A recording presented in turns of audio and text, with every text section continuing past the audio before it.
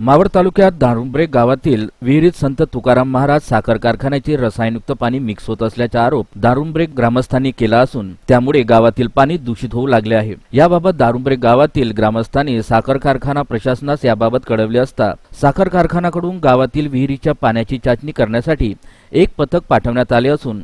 येथील पाण्याचे नमुने घेण्यात आले असून पाण्याचा काय रिपोर्ट येईल यावर निर्णय होईल। दारुंब्रे गावातील विहिरीला जे पाणी येत आहे ते दूषित आहे की नाही, मात्र जर दुसरीकडे जर बघितलं तर पुण्यासारख्या शहरात सिंहगड परिसरात दूषित पाण्यामुळे जीबीएस सारखा आजार पसरला असून त्याची भीती दारुंब्रे ग्रामस्थांना लागली असून मावळ प्रशासनाने याकडे लक्ष देण्याची मागणी ग्रामस्थांकडून होऊ लागली आहे।